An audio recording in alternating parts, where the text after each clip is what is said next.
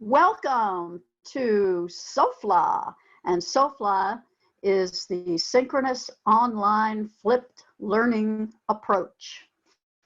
And with SOFLA, we blend elements of many other approaches into a wonderful recipe that you're going to learn about today. And I'm going to ask you to keep your videos off and your mics off unless it's appropriate for you to say something. And I do have a co-host here who will be monitoring the chat. Sometimes I miss the chat because I get excited about the slides. So if something comes up that you want addressed, I tried to put a little buffer in here by taking out some things I usually put in to the presentation because I'm splitting it. I'll explain that later. So let's start. I'm going to share my PowerPoint. And here we go. So I'm Helene Marshall, and I'm from Long Island University, the Westchester campus. We call it Hudson now because we span the bridge and we have Rockland, etc. And all my programs are online, but you can find that out when you go to the website. Okay. First, a word from our sponsor, which is Nice TESOL. This is a Nice TESOL webinar. And if you want to join the organization, which we encourage, and you're not a member, it's a great deal right now to join. We're a wonderful organization, and we have a lot to offer. And so if you want CTLE hours, which if you don't know what that is, you don't need it. And if you do, there's a way to get that by joining. And I'm putting that in the chat for you. Okay. So I'm going to give you your first poll. And I have a few polls here. So the first poll is, did you do the pre-work? So did you do the pre-work? Maybe you didn't notice, but there was pre-work. So the question is, did you do it? This is a flipped professional development. And because it's flipped, not like some of the other webinars, I actually gave you some items of things to do before you came in. And I'm going to give you another chance because I see that some of you are answering that you did not do the pre-work. So I'm going to ask you, believe it or not, to go and do it now. But I'm not going to, oh, I'm sorry, I put in a link to a private person instead of everyone for the, that's okay, I'm getting used to that. Here's the pre-work link, and I'm going to do the membership link again because it went into a private chat, so I have to fix that. But I'd like you to go, please, to the pre-work, but you don't have to do the video, which is the first thing because you're already seeing me, and you don't have to do the ending place, which was to read an article that I've written. And to comment on it. Just do the questions in the middle. So you're going to do the pre-work and then come back. All right. And I'm going to put that link again for joining Nice TESOL because it didn't go to everyone. So I'm going to try it again. And this time, I think I'm going to be sending it to everyone. And there it goes. All right. So I know a number of you did the pre-work. If you did the pre-work, I'm going to share the results so you can see that only 4 people answered, which is odd, but the 3 of you did and 1 of you didn't. Okay, that's enough. We have that. So, so the first comment I want to make, and this is important about flipped learning, which is that you never want to be punitive. If people don't do the pre-work, you just ask them to do it, but you're very firm because if you give up on the pre-work, it will unwind and no one will do it. And it's an important step in the process of flipped learning. And so you tell them to go and do it and that what they miss won't be that much connected to what they need to learn today, which is the same thing I'm doing today. I'm going to show you a couple of slides that aren't related to SOFLA. So the people who are doing the pre-work now, they're not actually going to miss SOFLA. So this is an important piece for me, is to give them a chance. And then over time, what you find is people who don't do the pre-work for flipped learning will eventually come around and realize it's the norm for two reasons. One, peer pressure, good old peer pressure, right? Oh, what did you think of her video? Or what did you think of that article? I said, what article, what video? Oh, you didn't do it, you didn't do it. So there's peer pressure. Then there's also FOMO, right? Fear of missing out. So even if you tell them that what you're going to be doing while they go off and do the pre-work, even if you tell them that, they know that you're going to be doing something and they don't want to miss it. So there's FOMO. Okay. Now I noticed that some people have just joined us, and I understand that you're feeling a little at odds right now because you come in the middle because we had 5 minutes, but guess what? You didn't miss SOFLA. Oh, and here we go with this first non-SOFLA slide for the people to go do the pre-work. The link is in the chat. If you didn't do the pre-work, go do the pre-work. You're not going to miss SOFLA. Do the questions in the pre-work. There you go. Okay, so let's start with what I call my mantra. Every webinar I give starts with this slide. This is the mantra that I use, and it's really an important one: create fertile spaces. And the reason I say create fertile spaces is that I want us to all have a different mindset about online instruction, and for that matter, culturally responsive and sustaining instruction, which is another type of webinar and PD that I do. But today we're focused on online, and my point about creating fertile spaces is that you probably know how to do this in an in-person classroom. The question is, can you now learn how to get that same feeling in an online setting? And that's what I'm going to show you how to do today. Show you how to create fertile spaces in an online setting. Oh, we're ready? Okay, so you do it with the 4 E's, and the 4 E's are equity, enrichment, engagement, and empowerment. Now, in another webinar, which I'll be giving April 30th, I will be talking in great detail about the creating of fertile spaces with the 4 E's. In this webinar, we're focused on SOFLA, so I'm just going to do this very briefly, all right? So the first one is equity. Equity is important because it provides access to instruction, curriculum, and assessment. That's the first step, though. We're not done yet just by giving equity. Now, in class, you already have some idea of what that means. For online instruction, there are 2 areas in which equity is important. One is one I'm not addressing here, which I know is very urgent for many of you, which is our English learners and their families don't always have the technology that they need in order to participate in all the wonderful activities that you're going to be designing. But that's not my area. I know I have colleagues who are talking about that issue. I'm interested in pedagogy here. So what I'm saying is that there are some of your students who are going to be very good, very tech savvy, very used to being online. And there are others who are going to be perhaps less confident. So that's the kind of access I'm talking about. I'm talking about access to the ways of instruction that you're providing. So you need to be able to make sure that everyone gets up to speed with what it is that they need to do in your online instruction, in terms not of the content, not of the language, but of the way that you're teaching. And as I said, in another webinar, we do much more with that. Then you have to add enrichment. Why? Well, you have to add enrichment because equity just brings them to the same point. But if you don't enrich it, you're competing with everything else out there. They're not in your actual physical classroom. They're not in person. Even right now, I don't know what you guys are doing, right? You could put a picture of yourself and like that. I don't know. Of course, we're not doing video, but your students could. So you have to be compelling. What you design has to be exciting because you're competing with a lot of other things, and you want to foster integrative and intrinsic motivation, not instrumental and extrinsic, which is geared to getting something, which is geared to points and scores, things like that. Okay, and again, there's more on that in another session. All right, I don't know who user is. Nicole, can you see if that person is permitted? Engagement.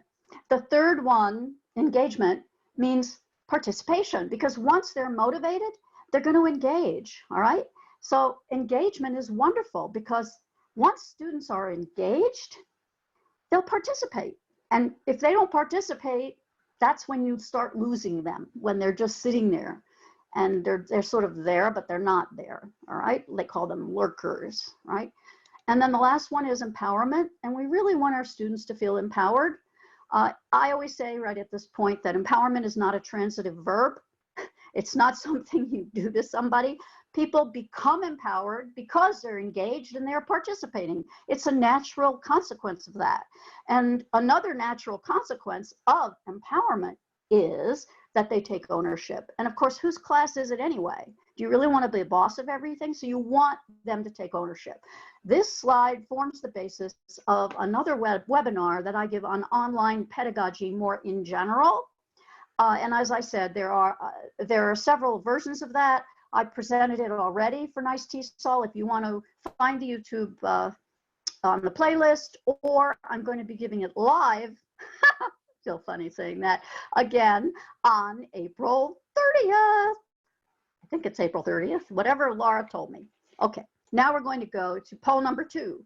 And poll number 1 was just, did you do the pre-work if you're worried about having missed it? Okay, poll number 2 is prior knowledge. So I want to know, how familiar are you with flipped learning? Okay, how familiar are you with flipped learning? Never heard of it, not sure what it is. You've tried it and you use it in your classes.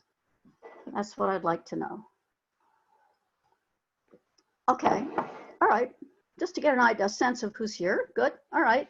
I'm going to end the poll. I'm going to go through these polls quickly, so answer right away because we just want to get the feel of it. All right, so it looks like it's a small group, but it looks like most of you have heard of it and most of you don't actually really use it on a regular basis, and that's a bell curve kind of a thing. So it's what I might expect. All right, well, you're going to know a lot about it in a minute. Okay, so so I'm going to start by doing a very quick presentation for you about flipped learning. And this is the definition from the Flipped Learning Network, which I was one of the authors of back in 2014 when I was on the board. And we wrote this definition. Flipped learning is a pedagogical approach in which direct instruction moves from the group learning space to the individual learning space, and the resulting group space is transformed into a dynamic, interactive learning environment where the educator guides students as they apply concepts and engage creatively in the subject matter. We wanted to do one sentence. Did we do okay? Anyway, there's some things I want you to notice here. One is that the last part talks about the in-class. The in-class part is really, really important. Sometimes people think, oh, it's all about the flipping videos and things, but it's much more about what happens in your classroom. And notice these Bloom type taxonomy concepts that we have here, applying and being creative, okay? And again, my mantra, which is creating fertile spaces, we use create because it's the top of Bloom. We want teachers creating, we want students creating. So we want the focus off meeting standards, covering curriculum, delivering instruction. We want the mindset to be one of creating, and that's especially important online.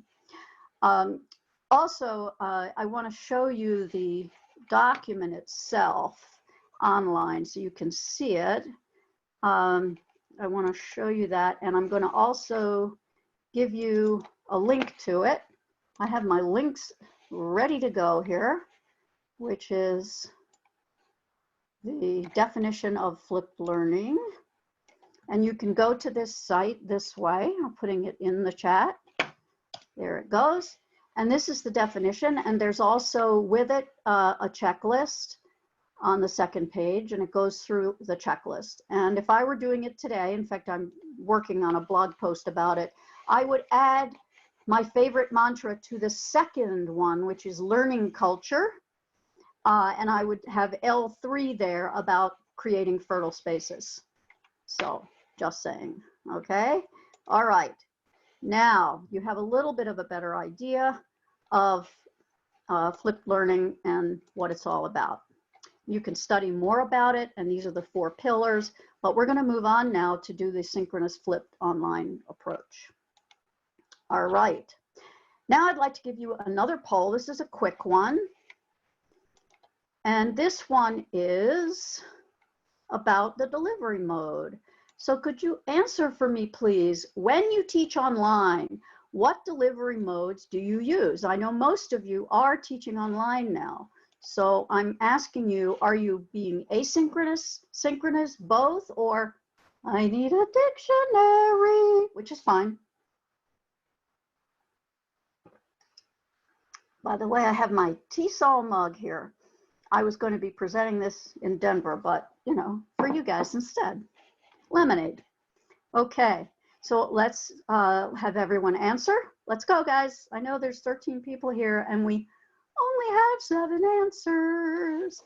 So let's go. You need a dictionary. That's okay. That's cool. All right, I'm going to end the poll, even though I don't have everyone. That's okay. So you can see, as you look at these results, that a lot of you are using both. But some people are, well, there's only one person who said that you're using just asynchronous. And I want to say in this session, what I hope to do is to convince you that you need to use both. It's very important to use some synchronous and some asynchronous. They complement each other and they're synergistic. And I'm going to show you how that works. All right. Now, these are the elements. Finally, I think now we have everyone here who's coming. And these are the 8 steps of SOFLA. And before I discuss the steps, I just have 2 things to tell you about it. One is that there are some items in the 4 corners. One is create fertile spaces. That's our mantra up in the upper left. The upper right is SOFLA, the model. But I'd like you to notice also down at the bottom, it says MALP LLC, malpeducation.com, and the MALP logo.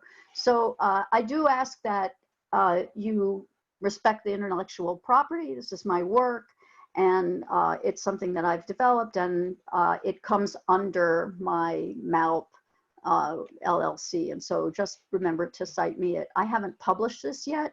I'm working on it, but I'm doing so many webinars. But these are the 8 steps. The other thing I wanted to say is that if you want to do a screenshot, this would be a good one to do a screenshot of. All right. Okay. Let's move on. We're going to go through each step. Oh, but first, a word from our sponsor. To follow the 2 steps, this is how you join, and this is how you apply. Okay. So there they are again. For those of you who came in a little bit late, those are the links, and that should help you to be members and to get your hours if you're here for that reason, if that's why you're here. All right, so now we're going to do step 1. Okay, step 1 is the one you're probably most familiar with, pre-work, which is usually a video lesson. You can create it or you can curate it, doesn't have to be yours. And it's the out-of-class component of flipped learning. It happens before they come to the lesson that you're teaching. So it's direct instruction, it's concept development, right? And it should be structured and interactive and multimodal. And what do I mean by that? Well, I mean that there should be targeted questions embedded in it and activities that they do. And you should be giving them feedback on those activities, and they should be giving you feedback on what they thought of those activities and ask you questions. Now, how does that even happen? Well, I'm going to show you, because actually there are many tools that you can use to make that happen. All right. So also the data gets downloaded and analyzed, and that way you know how they did so that you can make plans. And I'm going to show you how that works in a minute. Okay, so this is it. PlayPosit. Now, I don't know if you've heard of PlayPosit. I just want to grab my links and find out what happened to them, because I don't see them right now. So what did I do with my handy dandy links down here? They disappeared on me, and I'm not sure where they are. Hang on one second while I find them. There they are. Okay, all right. So I'm going to give you the link to PlayPosit right here in the chat. All right. Okay. So this is it. All right. And now we're going to go there. So I'm going to do actually a mini lesson with you and show you. I'm going to show you an actual mini lesson that I have prepared for you. And here's the site. This is the PlayPosit site. There are many others you can use, Edpuzzle, any of the ones that have an interactive element. And you can see it's really just like any other site. You make an account, and you can see I teach, this is my grammar course that I teach every year. I'll show you that later at the end of the webinar. But today, we're going to be doing the flipped learning class. So we'll go to the flipped learning class.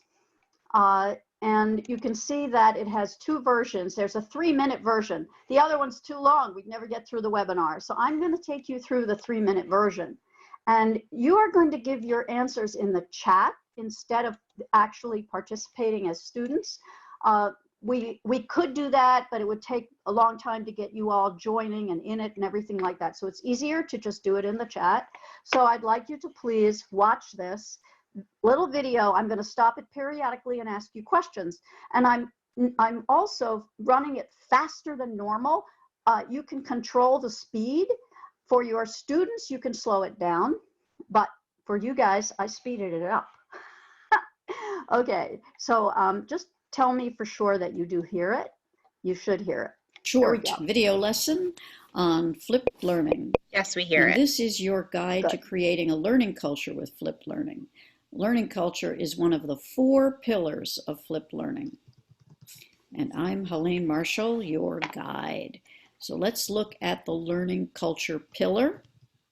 Here are the tenets of the pillar. First, that in a traditional model, the teacher is primary in terms of the source of information. But in flipped learning, we shift that instruction to a learner-centered approach. And so class time is more dedicated to exploring topics in much greater depth, and it creates learning opportunities that are very rich for our students. Students become more involved in constructing knowledge, and they participate actively in class and evaluate their learning in a way that is personally meaningful. So we're going to take a look at all of this, taking a deep dive, and here we go. Some basic principles first. Okay, so that stopped. I didn't even do anything. I could have put my hands up here. So this is the first question. Now remember, this is for you. So I'm not, you would put something for else, but I'm teaching you about flipped learning, so I want to make it relevant, right? So this is what I'm going to be teaching you about. So which is not true? Put in the chat. We're going to do it by this particular question only. We're doing A, B, C, D. And remember, it's which is not true of the learning culture pillar of flipped learning. So which is not true? So they're all true except for one. Just put A, B, C, or D. Which one is not true? Everybody put A, B, C, or D. Come on, participate. Don't lurk. Think. I want you to think.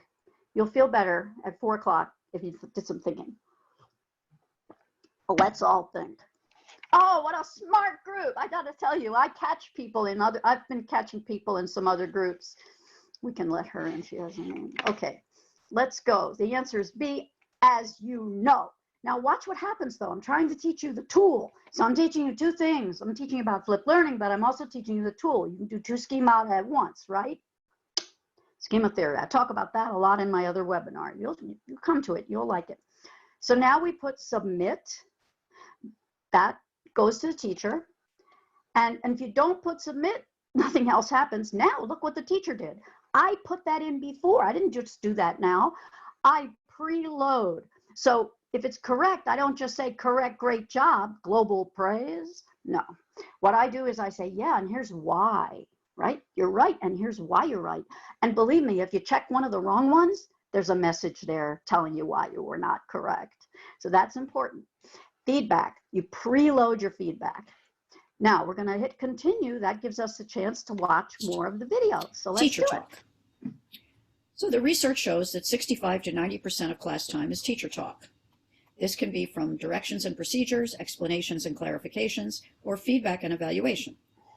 So take a minute to self-assess and think about your own classes. All right. So now this is a different kind of question. This is not correct or incorrect. This is a poll question, kind of like we were doing polls. So please put in a percent. So choose one of the percents listed. Don't put like, 22% or something. Put one of the ones listed. Everybody put it in, please. Put in percent. Now be honest. How much teacher talk? You saw what the research says. What are you doing in your class? And of course, the premise is, and if we had more time, there's so much to talk about, but this would be more interactive. I'm doing most of the talking. It's a webinar. So I'm way up there at 90%, but that's not teaching, right? Okay. So one of the things about flipped learning is that the teacher talk comes way, way down. So it solves a lot of that issue. I'm looking at what you're putting, and a lot of you, you're hard on yourselves. I'm going to give you a 50. So we're going to submit, and now we go on, and let's see what else. Our next concept is hand raising. There is some soft data on this showing that 80% of the time, 20% of the students are hand raisers. Either they're answering display questions, in other words, they know the answer, or they're providing unsolicited contributions to the instructional conversation, something they feel they want to add or say without being called on, or they raise their hand to ask a question. This could be about directions or about the content. So take a minute and think about the extent of hand raising in your classes. Okay, so I don't know if you've thought about this much. I think about it a lot. I'm on a campaign against hand raising. I think it's vicious, particularly so for our students. And I talk about that in my latest book, and also anytime anyone will listen. But let's see what goes on in your class. What percent of your students regularly are the hand raisers? Okay, give us a percent. Again, it's a percent. Should be one of the ones listed, because I can look at this data later and it's helpful to me. Okay, so some of you are saying 40. You're not down at 20. Okay, cool. All right, let's move on and continue. Is the way we're doing right now. They watch their video lesson and they get feedback from me on each question they answer. And you can see the green are the ones that they got correct, and the red the ones that they had trouble with. This is a question with 31 students. And also they can give feedback. So I can see their score on the questions, and they can rate the video. She gave it a 5 out of 5, which is great. And then but she gives a lot of comments about what was hard for her, what she didn't understand, etc. So feedback in both directions. Now I'm stopping it. This is me live stopping it to show you this, because I don't want it to go by too fast, because I want you to see about the data. So if you look at the green, you can see I was successful in teaching some of these points, but some of them, they either the way I taught it or they didn't have the prior knowledge. We don't know right now what it was. When I actually look at the specific responses, which I can figure out, oh, that's what tripped them up, okay?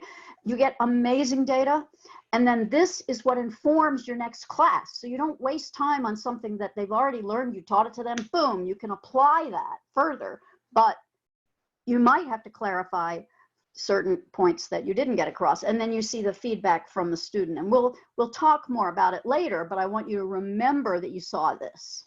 Okay, this is important. It'll come in later. Which enables me to differentiate instruction and scaffold it properly. Now, give me your feedback. All right, now one more question. What do you think about play pause it? True or false? Does it enable the teacher? This is for you guys to think about. You just saw play pause it. What do you think? Yes or no? True or false? Assessing learner mastery. Yes or no? You out there? Hello? This is an easy one. I'm just trying to show you can do a true false. I tried to do a lot of different types of questions, okay? You can do tons of questions, so let's get all true-y there. Okay, true. Okay, notice it says yes and an explanation. This is what you're doing right now. You're demonstrating to me your mastery of these concepts that I'm teaching you about flipped learning. And then we continue. Feedback, and we can discuss flipped learning together. And then I end the video, but we're not quite done. There's one last piece. which is your feedback. Now you tell me, did you love it, like it, average, disliked it, hated it? You can put whatever you want. Your choice. Put what you want. Please answer in the chat. Put your answer in the chat. Group chat. What do you think? You liked it. Okay, you liked Play Pause It. Okay, great. All right, there we go. I'm going to hit submit. And there's the last piece. We have to click. Notice it doesn't say continue because we're finished, but it does say next. I'm going to show you what's next. At the very end of your lesson, this is where the student, if it works, sometimes it works and sometimes one of the webinars, it didn't click to the next one. It just ended. Okay, this one is happening that way too. I'm not sure why. Okay, that's all right. We're flipped learning together. Yeah, I'm not sure why it didn't go to the very end. That's okay. Here we go. No, next. It didn't go there. So the last one is your free feedback. So remember when the student said what she liked about it, what she didn't understand about it, that's normally the last piece. So I'm going to ask you to put that in the chat. So you liked it? Well, tell me more about that. What did you like about it? And then I'm going to stop. I'm going to go back to my PowerPoint. So please put in the chat what you liked about Play Pause It. You said you liked it. What'd you like? Okay. Now, the next thing I want to show you is we don't, you know, when you flip in our field, there are many things you can flip. And I didn't show you that because I'm working with you and I'm not going to teach you about the past tense. So anyway, this comes from an article that I wrote with Ilka Kostka. We wrote an article about flip learning in TESOL. And this is a link I'll put in the chat to, boy, the way you navigate these windows has got to be easier. Okay. All right. So so that is the, that's not the title of the article. It's flip learning in TESOL, the first 5 years. But this is an example of all the things. And again, this is another one you might want to screenshot because I'm not going to talk about it today. That would be a very different session where we would go into all the rationale for all of these. But I wanted, the main point of the slide is to show you the variety, the wonderful, amazing things that you can put out of class so that in class you can apply and do more creative and engaging things with your students as you're supposed to in flipped learning, okay? So, so that's an important slide. Feel free to make a screenshot of it and the citation is in the chat. Okay, now, we're only on step 2, so we have to get going here. But the reason I spent a long time on step 1 is that that's the one that everyone says, oh, they never do it. They never do the pre-work. So I want to show you that if you structure it and you make it interactive and you make it engaging and you really give them feedback and you get the data, it's probably the key to the success of flipped learning. And so when you say, oh, they won't do it, they don't do it, you're being, you know, defeatist about it. And we're not going to do that. We're going to be positive. We're going to do it. All right. Now they come to class. Now remember, now we're in the synchronous piece. That was asynchronous. They could do it at midnight, anytime they want. Now they're with you. All right. They're with you. So first thing I do is a sign in. Actually, I do that in my face-to-face, or I should say in person, because we, you know, face-to-face is even can be webinars. All right.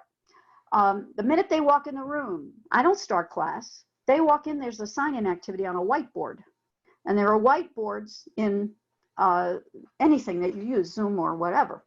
But look at what I do with the sign-in. It's not just your name. I give them a task. It's usually a very quick task, and it has either the cognitive side or the affective. So I might ask, like last night, we're studying affirming diversity. This is my multicultural course. Deficit view and social justice, a lot of things to talk about. Can teachers help? So they all had to put an idea, they've read the chapter. So I wanted to, again, see, are they connecting? Can they apply those concepts? But the week before I asked them, because it's the elephant in the room, guys, how has COVID-19 affected you professionally and or personally? And we had quite a sign-in that night. It lasted a long time because everyone had something to say, but it's really important to do that. You know, no matter what kind of teacher you are, that affective piece is key.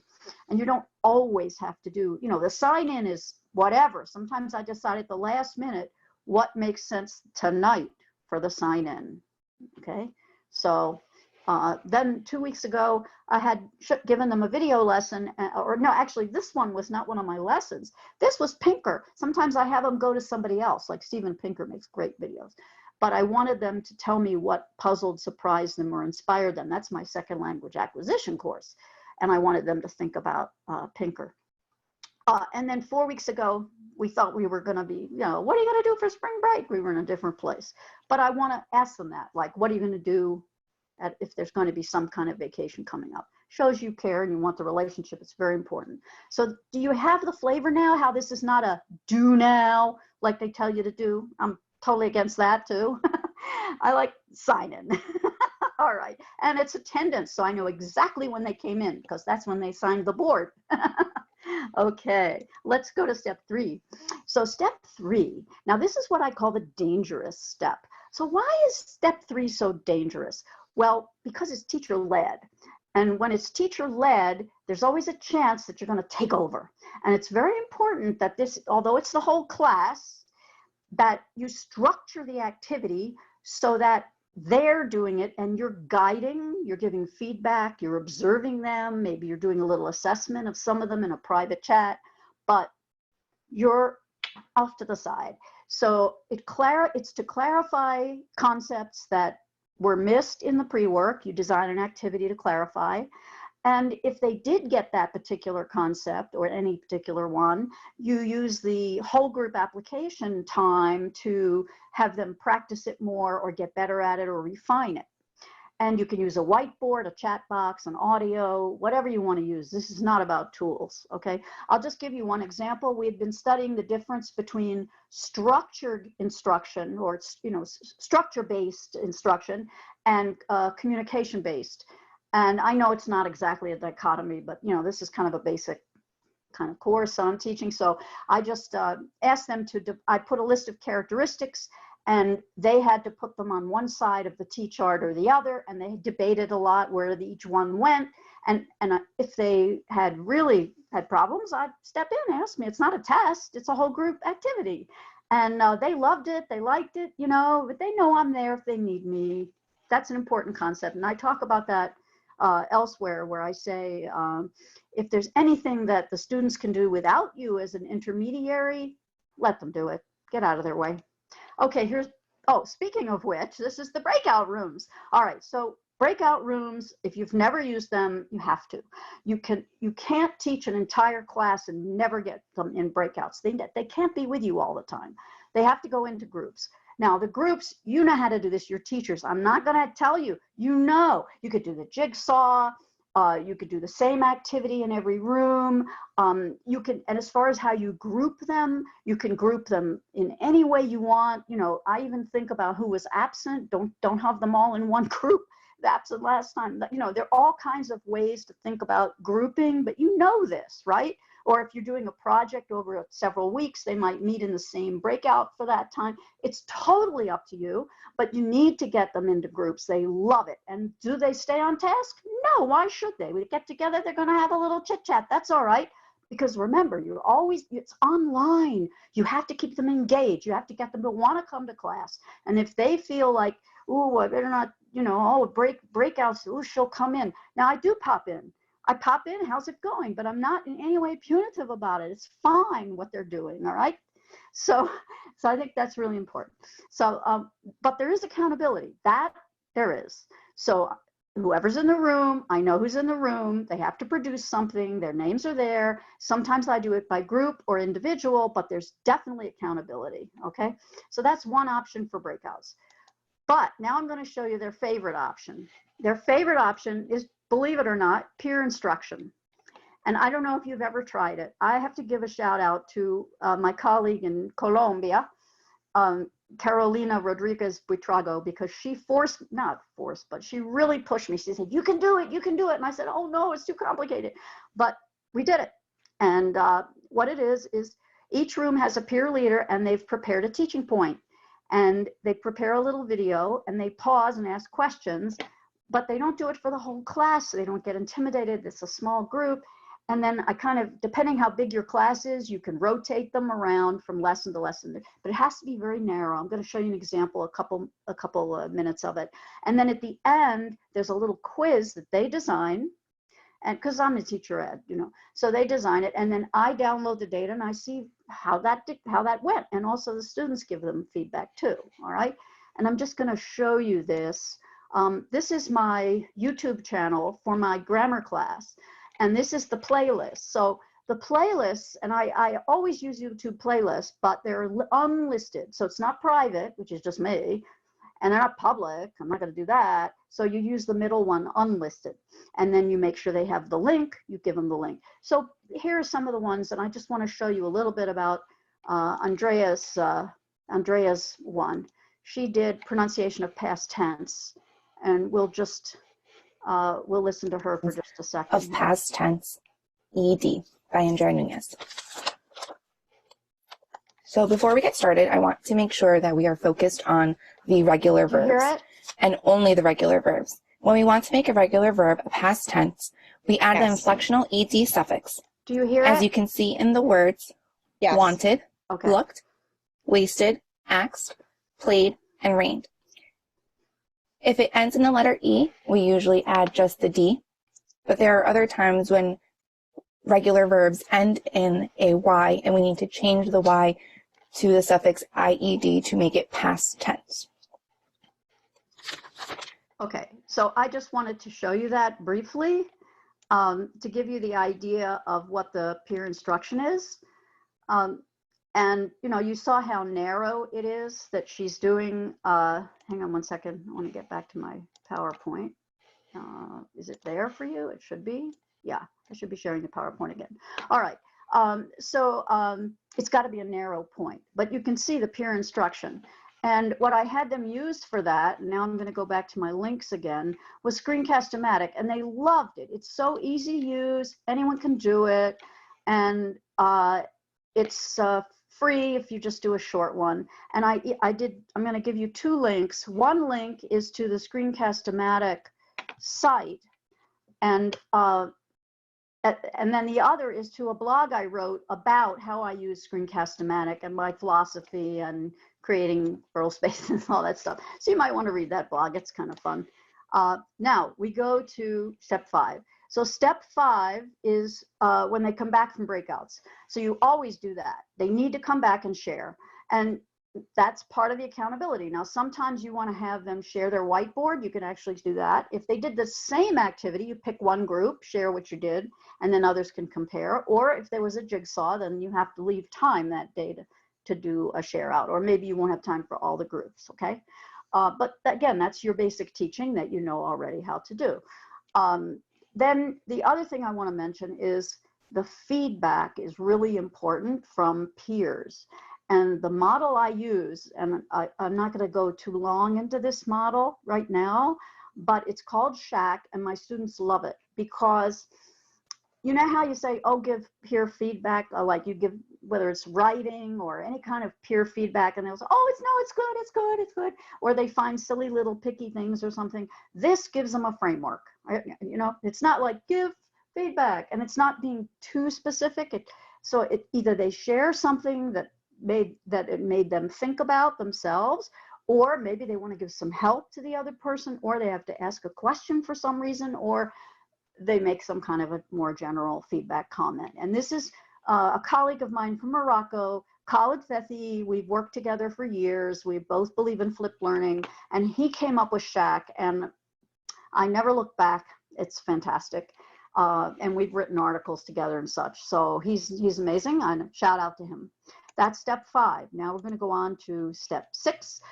And I have to say, sometimes I skip it, but because I run out of time, as you can see, I'm always, you know, close on my time.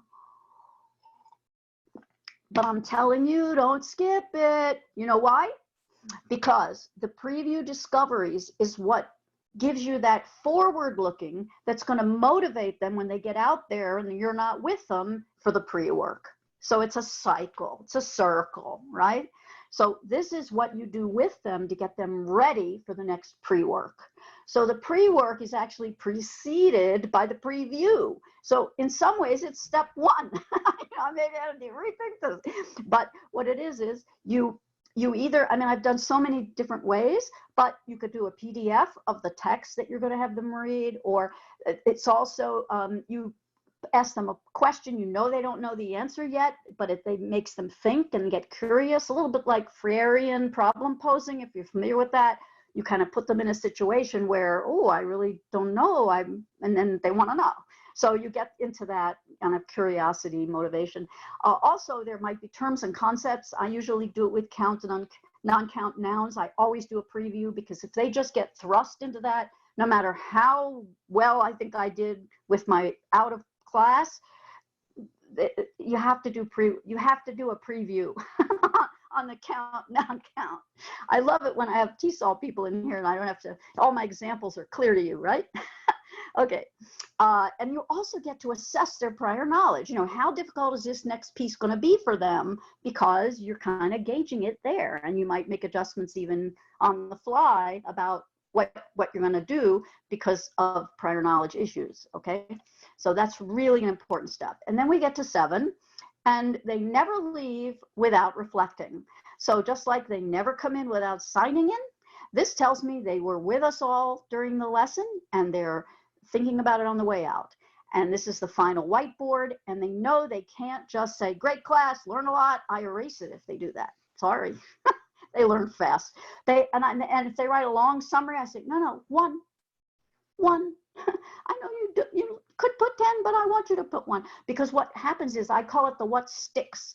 So the idea is you want to know what really resonated with each student. And what's fascinating to me is it's almost always they put different things. And so then when I do the whiteboard, which, by the way, everything produced is then put up on the e-platform. All their whiteboards, from their breakouts, from their sign-in, from their reflection page, from any whole group work, everything. I get all of it. Each piece goes up into our platform so they can, that's part of the course. That's part of what they're learning. So it's really, really important.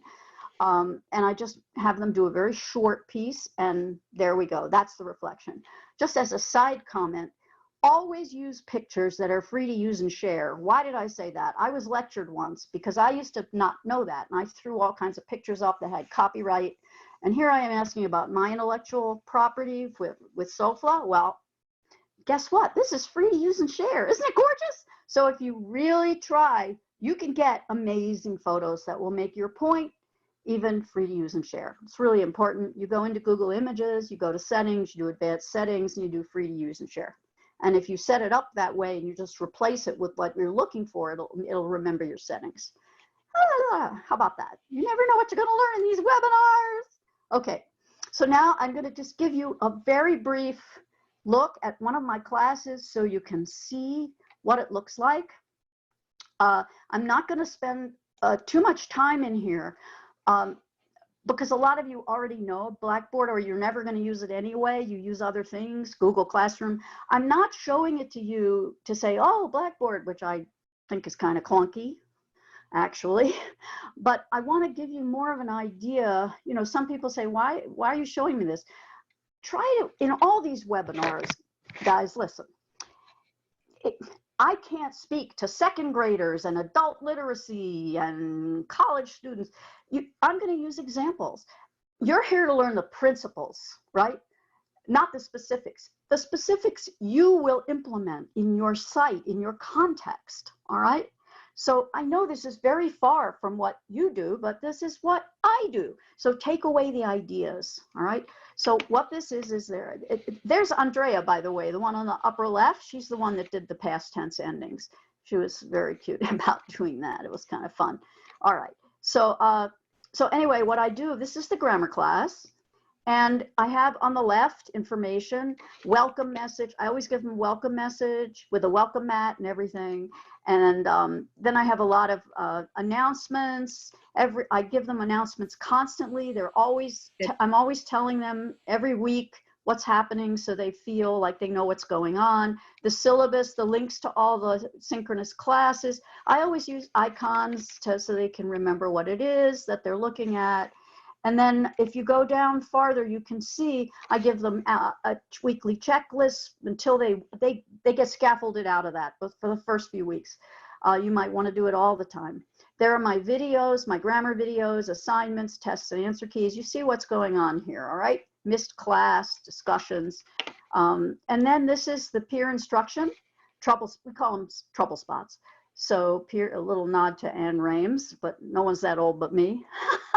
Okay, peer instruction trouble spots. And I do I model, so I do a trouble spot. I do it with what I did my dissertation on, the We colloquial cannot see preterite. those slides. I'm sorry, but we cannot see the slides. Oh, Yeah. I'm so sorry. Okay, sorry, I apologize. You know what? I forgot to include you I forgot to share with you. So that's a mistake. I apologize. So I'm going to go back to the home page because you didn't see it. Yeah, I didn't see the green outline and I don't pay attention to the chat. So sorry. Okay. All right. So this is what it actually looked like. You heard me talking, but now you see there is Andrea right there where I said she was. And on the left menu, you see all the things that I just mentioned. Sorry about that. But you can see them all on the left menu. Everything that I just mentioned, look at the left menu. Okay, those are all the items that I just referred to. And then to the left, you see trouble spot. That's the peer instruction. They put up their peer instruction afterwards too. I do my own peer instruction. And oh, by the way, that was the final whiteboard. The final reflection page was at the end of the whole course. We call it the goodbye board. Notice, thank you to my breakout buddies. You know, they really did love that part. Okay, and then there's always online learning tips. There's a section where I give them resources. So I have a video, 10 tips in 10 minutes, how to learn online. I have the document, I have the video, whatever they want to use. I record all my classes so they can go back and listen. As I said, the whiteboards are there. I give them a terms and concepts sheet for everything we do, and whatever the new terms and concepts are. And of course, the irregular verbs. It's like grammar course. Nod to Jim Weaver, who divided them into 18 amazing groups. If you don't know about that, I have the original hard copy scanned. Okay, enough emotional stuff. Let's get back to, and that was the student view I was showing you, by the way. And again, I'm sorry that I didn't immediately realize that I was not sharing it. Now back to the PowerPoint. So we're on step 8 now. So after the reflection, or before it sometimes, we talk about the assignment. And you know, your teachers, you have the assignment and you figure out what you want to ask them. So I just have some samples here. There are so many different things that you might assign. Some of them become the actual pre-work. Sometimes it's something else they're preparing, a project or something like that. And they have to post it somewhere. But I just list this as to give you an idea, but there's more. So these are some of the items I included on this particular slide. Okay, so we made it through the 8 steps. How did we do that? Do you remember the 8 steps in your head? Can you remember the 8 steps? Have we processed them so that you remember them? You think 1 second while I drink my water. In your head, 8 steps.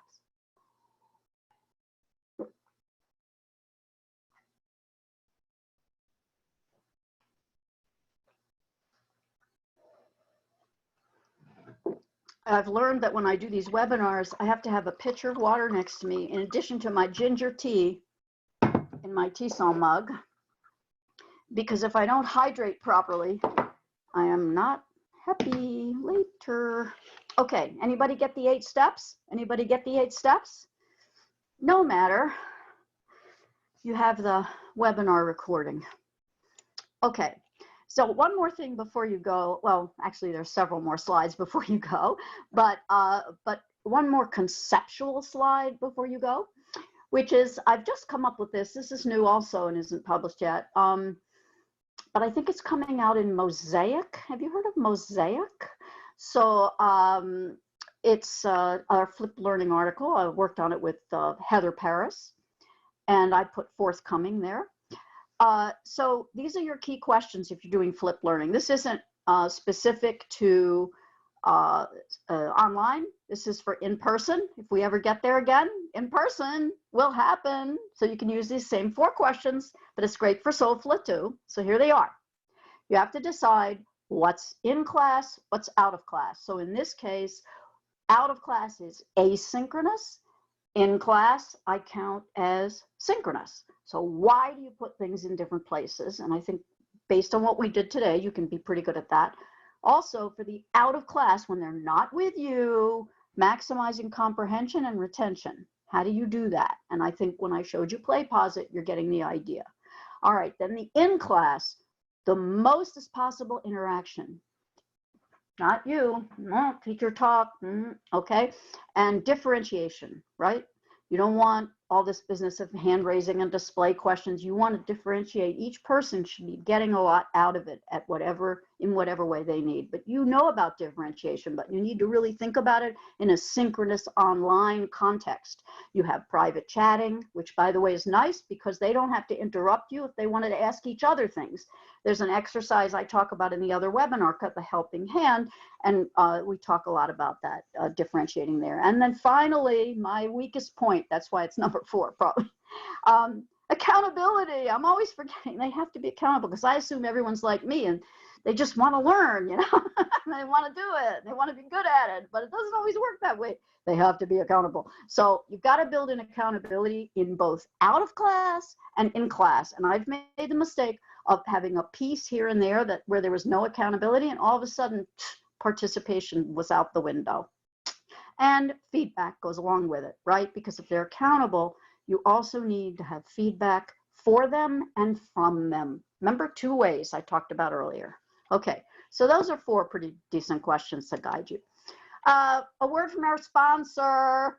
Please join Nice TESOL. If you came in later, you might have missed this information, but it's really, really important. I believe in Nice TESOL. I've been a member since I'm going to shock you. Who cares? I've been a member since 1975. So there you go. So you can join it. I've been a member, an active, well, actually that's not true because I lived, now you're gonna know all about me, but I lived in Wisconsin and for 7 years, in Boston for 3. But I always came back here. Now I just wanna show you to teach the little ones. I don't know if some of you teach the little ones, but this is what I got, and I might quote you next time. This is what I got from the reflection page, because we're gonna do one in a minute. Somebody said in the reflection on this webinar, this same webinar, synchronous flipped learning was successful at the graduate level. It makes me think that it's even more powerful at the elementary level of teaching. Students in younger grades need interaction and engagement with the instructor. So if some of you say, well, that's fine for her to say, SOFLA, grad school, teacher ed, blah, blah. But look at what this person said. So imagine, be creative. You can do SOFLA. You can do it. And now we're going to do poll 4, your last poll of the day. And I don't know, maybe not of the day. You could be going to one webinar after another. But launch this poll, and there I go. So while this is fresh in your mind, would you be willing to respond to a few questions and reflect on your experience? Yes or no? Or yes, I promise, but later because you're so busy. Or New Yorkie, forget about it. I try to be funny. Okay. So tell me what you plan to do. And I wonder if I can change slides and keep the poll. Yes, I can. Okay. So while you're thinking about whether you're going to reflect or not, I just want to tell you we have a new website. Can you still see the poll? We have a new website, Nice TESOL does, and they want you to know about it. You go to the resources tab. You can get your CTLE link, your upcoming webinars, and your playlist. So you can see previous webinars. All right, really, really great. Okay, and this is the website. This is what the website looks like. So you can see resources. I'm going to end the poll and share the results. Most of you said you would do it. So I'm going to give you the link to reflect. Some of you are leaving. That's okay. Doesn't matter. All right. And then I just wanted to show you a screenshot that shows today's webinar. These are the playlists, and there's your link. So your link to reflect, those of you who are here at the end to reflect, it's your reflection, just like what I do with my students. So that's your link. Please reflect. And I'm going to go back and get it. The reflection link is right here. So please go and actually reflect on the webinar. And you can contact me at my, you can see my, I'm going to end it right now, but you have my email, come to my next webinar. And it was great working with you. And this is what the, now I have to remember to share it.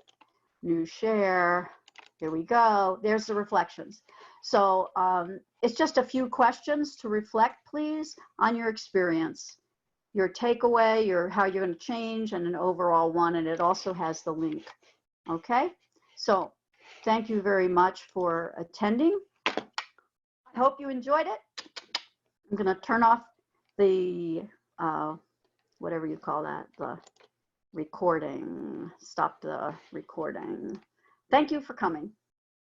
Thanks, Bye. Helene.